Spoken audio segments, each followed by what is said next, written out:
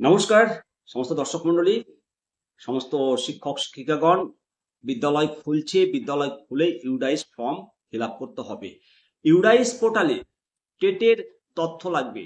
টেটের তথ্য তলব করেছে 2010-এর আগের শিক্ষক, অর্থাৎ আরটিই অ্যাক্ট লাগু হওয়ার আগের শিক্ষক, 2009-এর আগে নিযুক্ত শিক্ষক এবং আরটিই অ্যাক্ট লাগু হওয়ার আগের শিক্ষকগণ।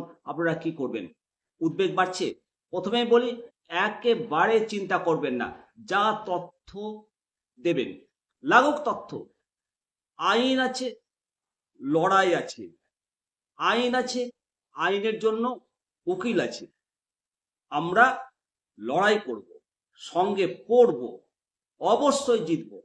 যা তথ্য লাগে আমরা দেব।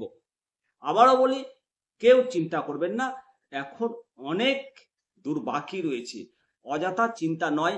তো বর্তমানে রাজ্যের প্রতিটি বিদ্যালয়ে unified district information system education, যেটাকে ইউডাইস বলে আমরা জানি, সেই পোর্টাল পূরণের কাজ চলছে। বিদ্যালয় খুলেই এই পোর্টাল সাবমিট করতে হবে সমস্ত ডকুমেন্ট।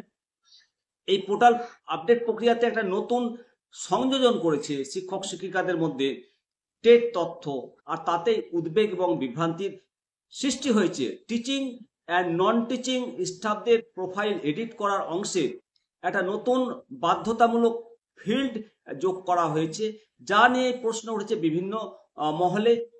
ইউডাইস পোর্টালে নতুন যে বাধ্যতামূলক তথ্য আপডেট করার সময় 3-3-30 নম্বর আইটেম একটা নতুন প্রশ্ন যোগ করা হয়েছে। সেখানে জানতে চাওয়া হচ্ছে, whether teacher is seated state qualified, অর্থাৎ শিক্ষক কি সিটেড স্টেট উত্তীর্ণ। এই ফিল্ডটি বাধ্যতামূলক ম্যান্ডেটরি করা হয়েছে, অর্থাৎ প্রত্যেক শিক্ষক শিক্ষিকার জন্য এই তথ্যটা পূরণ করতেই হবে। এবার এই প্রশ্নের উত্তরের জন্য একটি ড্রপ ডাউন মেনুতে দুটো বিকল্প দেওয়া হয়েছে। ইয়েস, হ্যাঁ, এই বিকল্পটি সিলেক্ট করলে শিক্ষককে তার টেট পাসের ইয়ার অফ কোয়ালিফিকেশন উল্লেখ করার জন্য একটি অতিরিক্ত অপশন দেওয়া হয়েছে। আর নো, এই বিকল্পটি সিলেক্ট করলে অতিরিক্ত কোনো তথ্য দেওয়ার প্রয়োজন হচ্ছে না। মূল যে উদ্বেগ এবং যুক্তির অসঙ্গতি, এই নিয়মটি নিয়ে মূল সমস্যা তৈরি হয়েছে।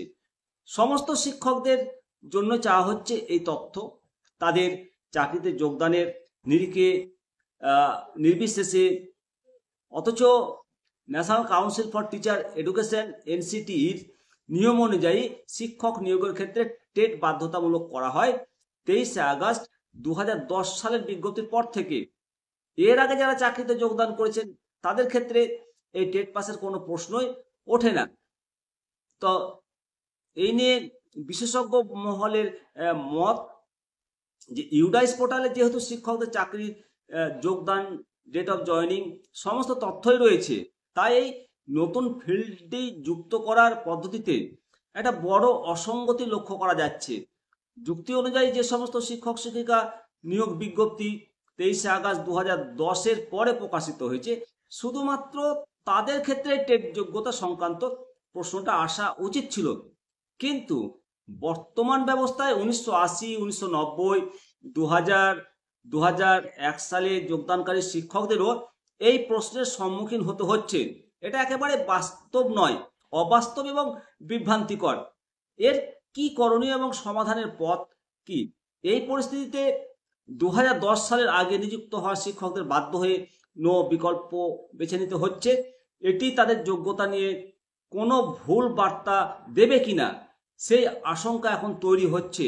এই তথ্য সংগ্রহের পদ্ধতি সংশোধনের প্রয়োজন আছে বলেই মনে করছেন অনেকে, এবং এটা সংশোধন হওয়া উচিত। শিক্ষক মহলের দাবি, এই তথ্য সংগ্রহের প্রক্রিয়াটি আরও বাস্তবসম্মত হওয়া উচিত। এটা সহজ সমাধান হতে পারত যদি সিস্টেমে শিক্ষকদের নিয়োগের বিজ্ঞপ্তির তারিখ, ডেট অফ নোটিফিকেশন যোগ করার একটি ফিল্ড থাকতো।